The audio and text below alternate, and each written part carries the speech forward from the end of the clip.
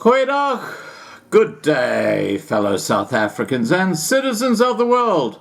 Now, I was sent this article by David, and it's actually an article by Gedaliah Brown called Racial Differences in Morality and Abstract Thinking. And it's a fascinating article because I think in so many ways it sums up the great divide in cultures between the minority groups like the whites and the majority group like the Bantu and Nguni people. And what it comes down to, quite simply, is a failure within the Bantu languages to actually allow people to think laterally, because their language is so stinted.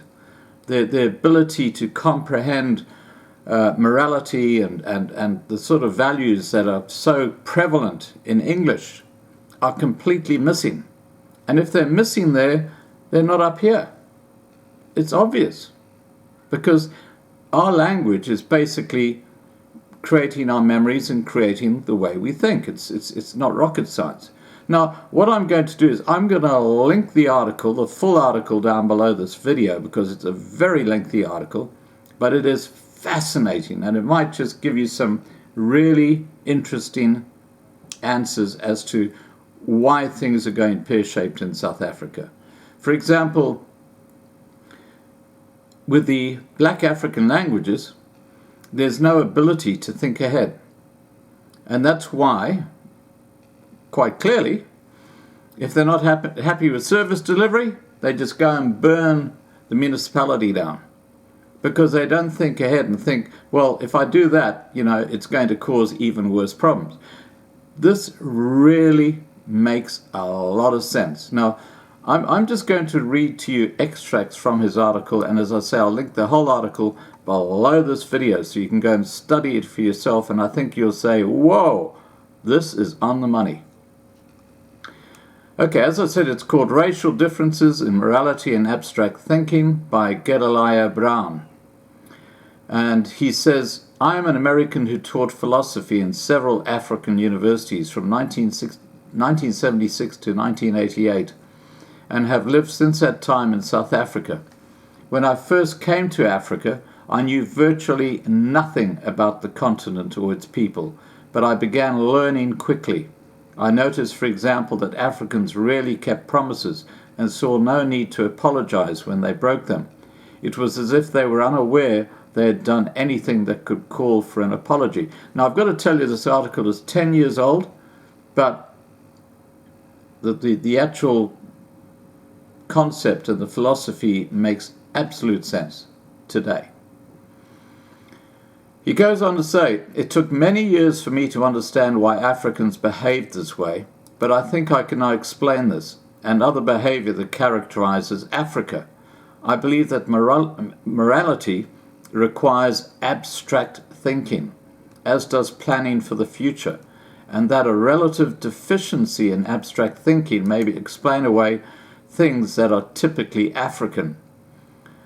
What follows are not scientific findings. There could be alternative explanations for what I've observed, but my conclusions are drawn from more than 30 years of living among Africans. My first inklings came about what may be a deficiency in abstract thinking came from when I began to learn about African languages. In a conversation with students in Nigeria, I asked, how would you say that a coconut is about halfway up a tree in their local language? They explained, you can't say that. All you can say is that it is up. How about right at the top? Nope, just up. In other words, there appeared to be no way to express gradations. A few years later in Nairobi, I learned something else about African languages when two women expressed surprise at my English dictionary. They asked, isn't English your language? I said, yes, it's my only language. They replied, then why do you need a dictionary? They were puzzled that I needed a dictionary, and I was puzzled by their puzzlement. I explained that there are times when you hear a word that you're not sure about, and so you look it up. But if English is your language, they asked, how can there be words you don't know? I said, what? No one knows all the words of his language. And they replied, but we know all the words of Kikuyu. Every Kikuyu does. I was even more surprised, but gradually it dawned on me that since their language is entirely oral, it exists only in the minds of Kikuyu speakers. Since there is a limit to what the human brain can retain, the overall size of the language remains more or less constant. A written language, on the other hand, exists as it does partly in the millions of pages of the written word, grows far beyond the capacity of anyone to know it in its entirety. But if the size of the language is limited, it follows that the number of concepts it contains will also be limited, and hence that both language and thinking will be impoverished. Now, this is the core of this article. How about obligation?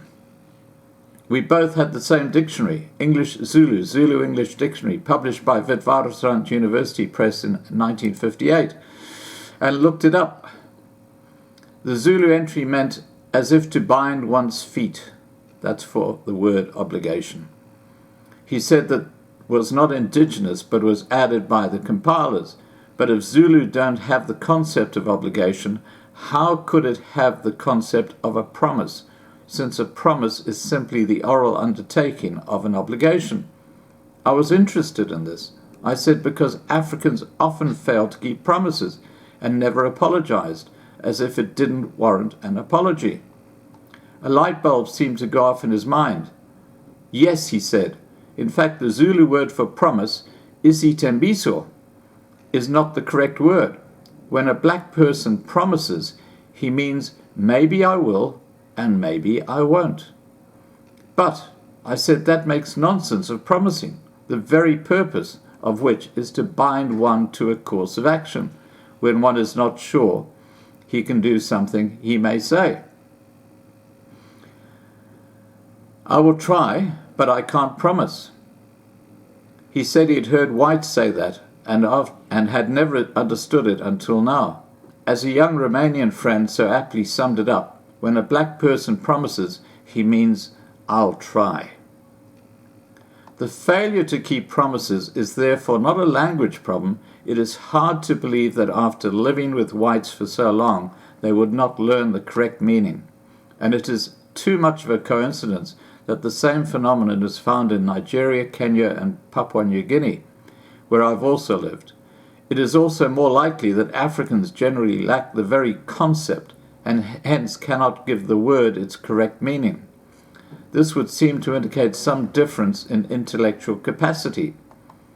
Note, the Zulu entry for obligation, as if to bind one's feet. An obligation binds you, but it does so morally, not physically. It is an abstract concept, which is why there is no word for it in Zulu. So what did the authors of the dictionary do? They took this abstract concept and made it concrete. Feet, rope, and tying are all tangible and observable, and therefore understandable. Things that blacks will understand, whereas many will not understand what an obligation is. The fact that they had to define it in this way in itself, compelling evidence for my conclusion that Zulu thought they had few abstract concepts, and indirect evidence for the views that Africans may be deficient in abstract thinking. It appears that the Zulu word for future, isikati, is the same as the word for time, as well as for space. Realistically, this means that these concepts probably do not exist in Zulu thought. It also appears that there is no word for the past, meaning the time preceding the present. The past did exist, but no longer exists. Hence, people who may have problems thinking of things that do not exist will have trouble thinking of the past as well as the future. I quote from an article in the South African press about the problems black have with mathematics. Xhosa is a language where polygon and plane have the same definition, where concepts like triangle, quadrilateral, pentagon, hexagon are defined by only one word. And this is in an article, Finding New Languages for Maths and Science, in the Star, Johannesburg, July the 24th, 2002, on page 8. More accurately, these concepts simply do not exist in Xhosa, which along with Zulu is one of the two most widely spoken languages in South Africa. In America, blacks are said to have a tendency to approximate space, numbers and time instead of aiming for complete accuracy. Star, June the 8th, 1988, page 10. In other words, they are also poor at math. Notice the identical triumvirate: space, numbers and time. It is just a coincidence that these three highly abstract concepts are the ones which blacks everywhere seem to have such difficulties. Now, with regards to mathematics, we know that the pass mark now for maths for grades 8, 9 and 10 is only 20%. And it could well be tied up with what's been talked about here. In other words, the language that they're growing up with and learning does not give them the foundation to be able to live in a first world. They're still living in a third world because of the lack of abstract reasoning, which is largely as a fault of their own language, which doesn't clarify Western or English concepts. The entry in the Zulu dictionary for number, by the way, ninji, means numerous, which is not at all the same as the concept of number. It is clear, therefore, that there is no concept of number in Zulu. White rule in South Africa ended in 1994. It was about 10 years later that power outages began, which eventually reached crisis proportions. The principal reason for this is simply a lack of maintenance on the generating equipment. Maintenance is future-oriented, and the Zulu entry in the dictionary for it is ondla, which means 1. Nourish, rear, bring up. 2. Keep an eye on, watch your crop. In short, there is no such thing as maintenance in Zulu thought. And it would be hard to argue that this is wholly unrelated to the fact that when people throughout Africa say nothing works, it is only an exaggeration. The Zulu entry for motivate is banga, under which we find 1. Make, cause, produce something unpleasant. To cause trouble. 2. Contend over a claim. Fight over inheritance. 3. Make for, aim at, journey towards. Yet, when I asked Africans what banga meant, they have no idea. In fact, no Zulu word could refer to motivation for the simple reason that there is no such concept in Zulu.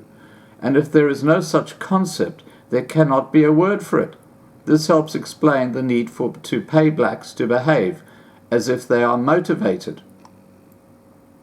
One explanation for this lack of abstract thinking, including the diminished understanding of time, is that Africans evolved in a climate where they could live day to day without having to think ahead. They never developed this ability because they had no need for it. Whites, on the other hand, evolved under circumstances in which they had to consider what would happen if they didn't build stout houses and store enough fuel and food for the winter. For them, it was sink or swim. Anita Jacobson Whitting, writing of her experience among the Manyika people of Zimbabwe, says, I tried to find a word that would correspond to the English concept of morality. I explained what I meant by asking my informants to describe the norms for good behavior towards other people. The answer was unanimous. The word for this was tsika. But when I asked my bilingual informants to translate tsika into English, they said that it was good manners. You can see what we're talking about here. The abstract idea of morality is completely lost. According to now discredited folk wisdom, blacks are children in adult bodies, but there may be some foundations to this view. The average African adult has a raw IQ score of the average 11-year-old white child. This is about the age at which white children begin to internalize morality and no longer need such strong external enforcers. According to a 3-year study in Johannesburg, more than half of the young people interviewed, both male and female, believe that forcing sex with someone you know does not constitute sexual violence. The casual manner in which South African teens discuss coercive relationships and unprotected sex is staggering. Tom Masland, Breaking the Silence, Newsweek, July the 9th, 2000. The Newsweek author is puzzled by widespread behavior that is known to lead to AIDS, asking, why has the safe sex effort failed so abjectly? Well, aside from their profoundly different attitudes towards sex and violence and their heightened libido, a major factor could be their diminished concept of time and reduced ability to think ahead. Now, once again, I think this is hitting the nail on the head. When you get these guys going out there and blowing up power stations and stuff like that, they don't think, hey, that's actually blowing up our electricity tomorrow. There's no concept of that. This is quite enlightening. Anyway, let's continue. Nevertheless, I was still surprised by what I found in the Zulu dictionary. The main entry for rape reads, 1. Act hurriedly. 2. Be greedy. 3. Rob, plunder, take possessions by force. While these entries may be related to our concept of rape, there is one small problem. There is no reference to sexual intercourse. In a male-dominated culture, where saying no is often not an option, as confirmed by the study just mentioned, taking sex by force is not really part of the African mental calculus. Rape clearly has a moral dimension, but perhaps not to Africans. To the extent they do not consider coerced sex to be wrong, then by our conception they cannot consider it rape because rape is wrong. If such behavior isn't wrong, it isn't rape. An article about gang rape in the left-wing British paper, The Guardian, confirms this when it quotes a young black woman. The thing is, they, the black men, don't see it as rape, as us being forced. They just see it as pleasure for them. Rose George, they don't see it as rape. They just see it as pleasure for them. June the 5th, 2004. A similar attitude seems to be shared among some American blacks who casually refer to gang rape as running a train. Nathan McCall, Makes Me Wanna Holler, Vintage Books, 1995. If the African understanding of rape is far afield, so may be their idea of romance and love. I recently watched a South African television program about having sex for money.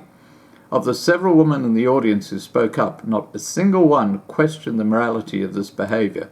Indeed, one plaintively asked, why else would I have sex with a man?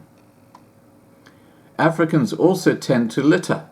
To understand this, we must ask ourselves why whites don't litter, at least not as much. We ask ourselves, what would happen if everyone threw rubbish everywhere? It would be a mess, so you shouldn't do it. Blacks' possible deficiency in abstract thinking makes such reasoning more difficult, so any behavior requiring such thinking is less likely to develop in their cultures. Even after living for generations in societies where such thinking is commonplace, many still fail to absorb it. It should go without saying that my observations about Africans are generalizations. I am not saying that none has the capacity for abstract thought or moral understanding. I am speaking of tendencies and averages, which leaves room for many exceptions, and I totally go with that. I mean, there's some wonderful Africans out there in South Africa who totally get the idea of abstract thinking, but the problem is the uneducated ones who only understand their indigenous language don't have concepts of morality and these things. And as I say, I'm going to put the link to this article directly below, and I think that's where the problem is. It's because they're out of sync with the Western culture. They're kind of in sync with the old pre-1652 culture, which is embedded in their language. So, continuing on. To what extent do my observations about Africans apply to American blacks? American blacks have an average IQ of 85, which is a full 15 points higher than the African average of 70. The capacity for abstract thought is unquestionably correlated with intelligence, and so we can expect American blacks generally to exceed Africans in this respect. Still, American blacks show many of the traits so striking amongst Africans: low mathematical ability, diminished abstract reasoning, high crime rates, a short time horizon, rudeness, littering, etc. If I had lived only amongst American blacks and not amongst Africans, I might never have reached the conclusions I have. But the more extreme behavior among Africans makes it easier to perceive the tendency among American blacks. So I'm just putting this out there because I want to understand why South Africa is going pear-shaped. And it's happening under this ANC government. And clearly, the lack of abstract thought in the language is a huge issue. And this could be something that really is hitting the nail on the head. Anyway, look, I look forward to hearing your comments down below. As I say, the link to this full article, there's a lot more in there you can read, is directly below this video. Please read it. Please put your comments below. Let's discuss this because we need to understand why there's this chasm between the cultures. Alright guys, please remember to subscribe to be kept informed. Ring the bell for the updates. Please like this video. Please share this video. And above all, stay safe. Bye for now.